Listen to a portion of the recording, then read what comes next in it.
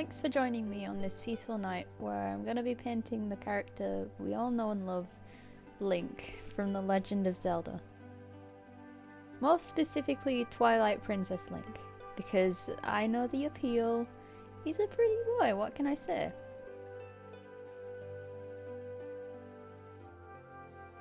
I decided to sketch him out first and then trace over it with coloured pencils, just because I wanted that neatness.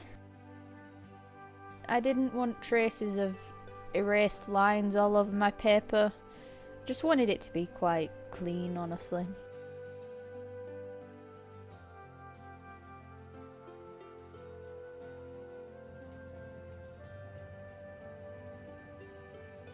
Also, I realised after recording this, it's probably better to film on the left-hand side, so my hand isn't in the way all the time.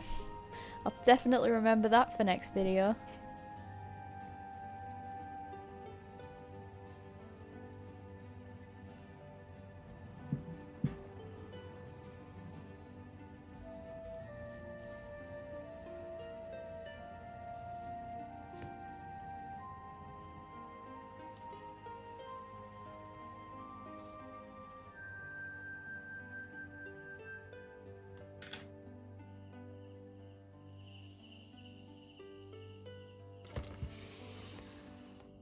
For this watercolour painting, I used Winsor & Newton's Cotman watercolour set. These have been very faithful to me in the past, especially at school, so it was nice to use them again after so many years. What attracts me to them more than other watercolours is their level of opaqueness. Despite being watercolours, they show up really well.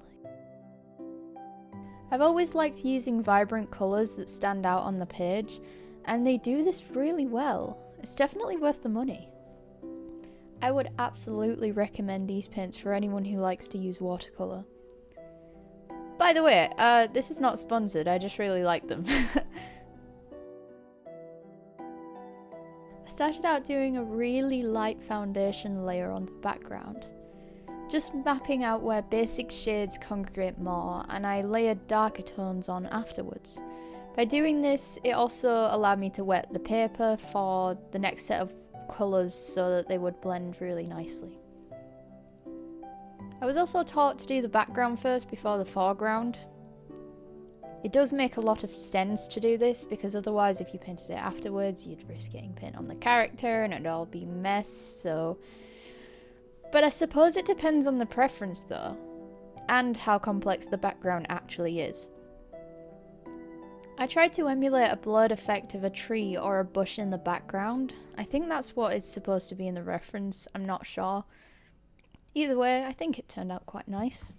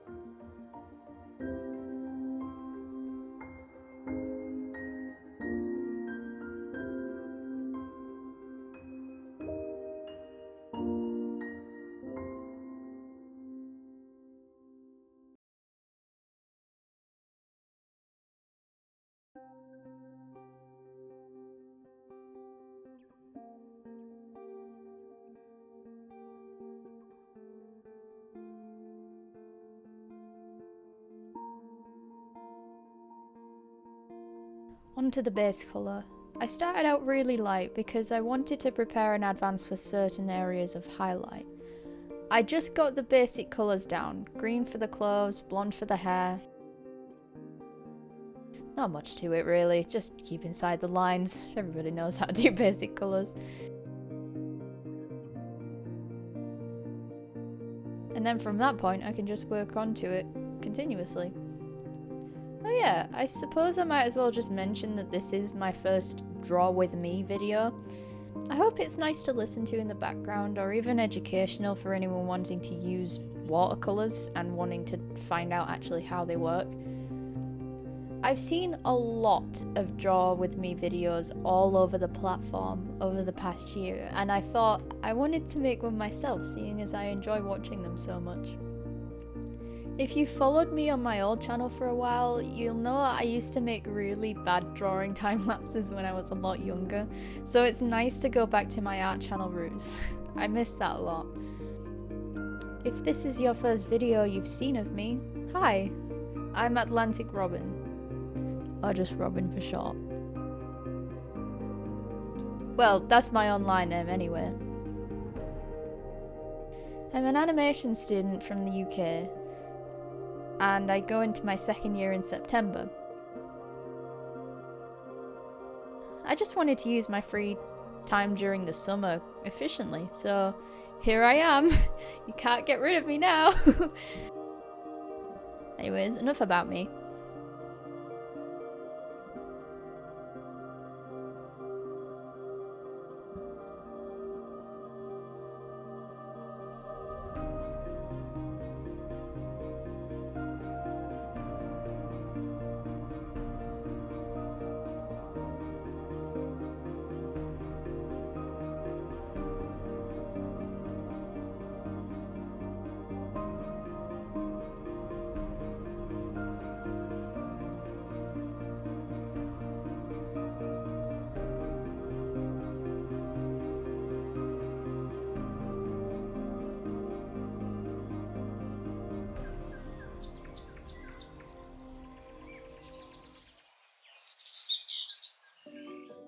As I arose from my bed the next morning, it was finally time to get on with the shading. I wanted to follow the reference as much as I could, so I did kind of end up using quite monotone colours. I didn't shift the hue that much, I just darkened the opacity. I say that like I'm picking from a colour wheel. I'm still using watercolours, don't worry. I've just been brainwashed by years of digital art. Hair is one of my favourite things to shade. I'm not sure why actually. I think it's because I just get a bit carried away with it. It's quite satisfying. I tend to switch between my small and big brushes quite often here, as at this point I'm struggling to find which one is right. As the painting is quite small, it's hard to get many details in. I think in retrospect, with painting a character like this, I'll do it on a slightly larger scale next time. But you live and learn. Speaking of characters, if there's any preference for someone you want me to draw in my next videos, feel free to suggest it in the comments. I'm also very open to criticism because I want to make these videos the best that they can be, so any tips are completely welcome and appreciated. I chose to do the Twilight Princess version of Link, not just because of his dashingly good looks, but mainly because my friend actually suggested it. I was sat in their garden just doodling in my sketchbook, and they actually asked if I could draw Link, and I was like, sure, which one? They told me their favourite one was Twilight Princess Link. So after drawing him in my sketchbook, I thought it would be actually quite a good idea to do a finished piece of him.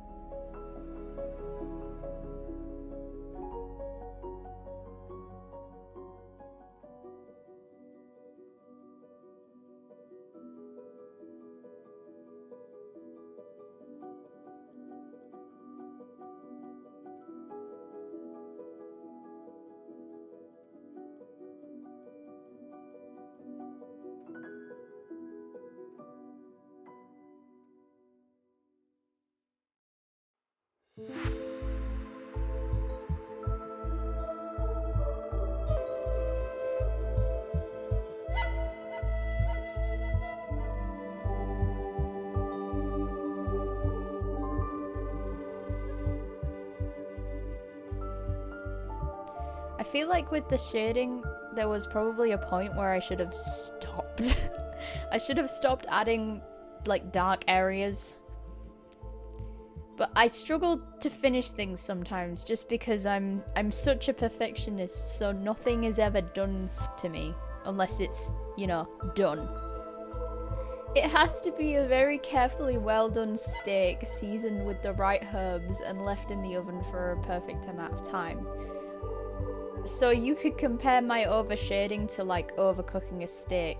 Bit cremated, but it's alright, it hasn't lost its taste. Just don't leave it in as long next time. Where has this conversation gone? Why are we talking about steak? I don't know. Anyways, I'll probably leave you to the video now as I finish the piece off. Hope you have or have had a nice day, and be sure to click the like button if you enjoyed the video. See you in the next one. Bye!